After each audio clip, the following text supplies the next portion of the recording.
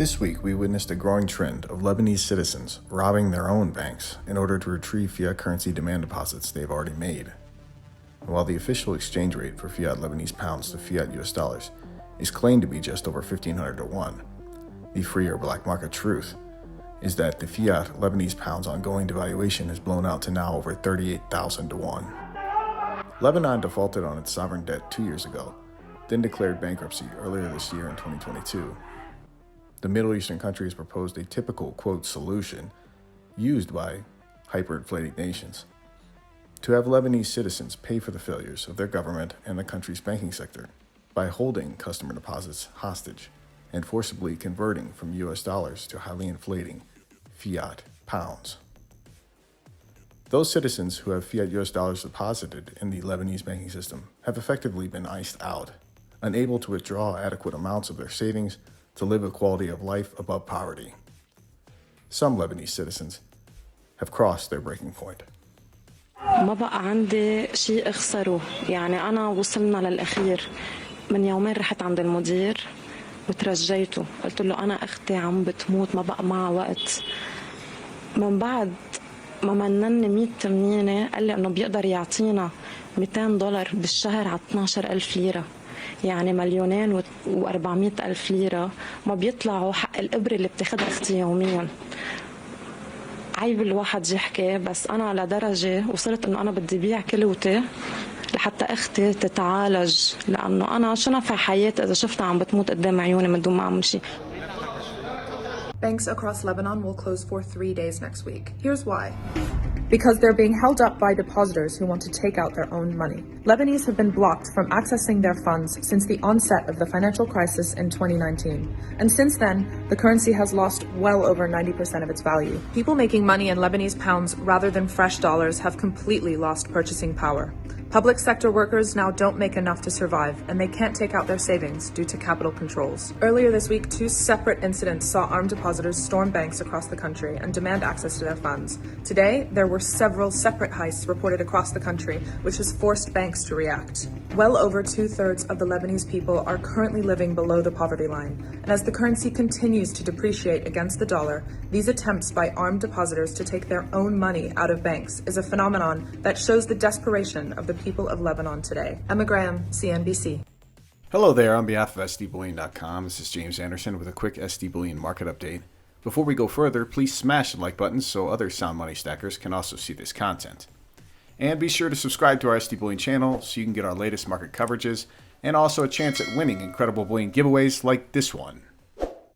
Get ready for SD Bullion's Monster Box sweepstakes that includes 500 Silver Eagles. You could be the next lucky recipient of a phone call like this.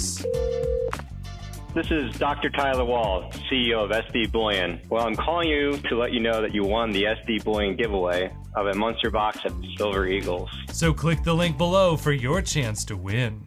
Click the link below to enter our new 500-ounce American Silver Eagle coin Type 2 giveaway contest. And good luck to all of you who take part. The silver and gold markets had a mixed week in trading. The spot silver price climbed briefly above 20 an ounce intraweek, only to close this past week just below the key round psychological figure of 20. The spot gold price instead sold off for the week, finishing trading just below 1,700 an ounce. The gold-silver ratio dipped down to 85 to finish the week, illustrating silver's recent strength over gold. Gold bears were out this week, of course, claiming that gold has just fallen into bear market territory, which is defined as being over negative 20% from its recent all-time high that was achieved in 2020. Some in the delusional bear camp think the chart is set up as if we were again in the year 2013. Looking at the 200-day moving average for the spot gold price at the moment in fiat US dollars, we can see why so many may be confused, thinking that gold has further to fall. And while gold may fall further, one only has to take off their green-colored fiat currency glasses to see that gold is steadily doing its job preserving purchasing power in other major devaluing fiat currency units, such as the fiat Japanese yen, where gold's nominal spot price is still above its 200-day moving average in the land of the rising sun. Suppressed price inflation data in the USA was updated this past week, coming in a level that was higher than expected. The year-over-year price escalations for food and things U.S. citizens need to live productive, high quality of lives keeps escalating at rapid rates not seen since the 1970s. The U.S. stock market tanked on this week's stubborn inflationary news. Probably one of the biggest tells that we are likely already in recession is the bad news that came out from global shipper FedEx, as their CEO went on CNBC this week to tell the world that decreased earnings and cost cutting will be their tactic to stay profitable moving ahead. And not surprisingly, their stock price fell to the floor in today's trading. Josh, are we going to a worldwide recession? Well, I'm not an economist, but you know, you know more than economists. Come on, they don't. They just push papers. You actually look at papers. Well, I think so. You think we are going to a worldwide recession? I think so. But you know, again, these numbers don't portend very well. U.S. in the last few weeks as bad as China in the last few weeks? Yeah, the U.S. Consumer has definitely spending less, but the U.S. has been somewhat insulated because the U.S. dollar is is the currency of choice for the world, and there's some insulation there. But I do see the U.S. is slowing down too.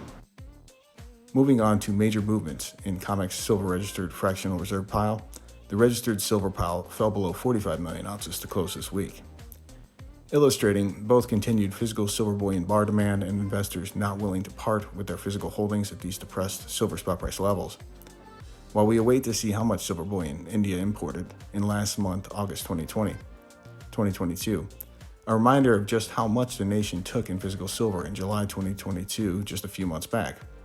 Over 58 million ounces in a month is an all-time record of silver importation size for the nation of near 1 billion, many of whom are avid physical gold and silver buyers. In context, when we soon get the Indian August silver bullion import figures, my bet is the combined months of July and August moving of silver into India will be more in terms of ounces than all the silver bullion that has gone into PSLV since the Q1 Wall Street silver squeeze Reddit phenomenon began. You see, like the unfortunate Lebanese citizens, Indians have seen fiat currency folly for millennia. That is a large handed-down reason for why they stack physical bullion, knowing full well bank failure cycles have and will continue to happen moving forward. For those of us enjoying current relative fiat US dollar currency strength, perhaps further adding to our very own bullion deposits makes better long-term sense than leaving that purchasing power to further erode versus ongoing secular price inflation and fiat currency debasement to come. That's all for this week's SD Bullion Market Update. As always, to you out there, take great care of yourselves and those you love.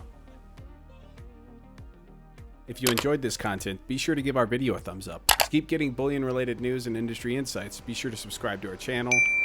Finally, hit that alert button so you know when we publish fresh content.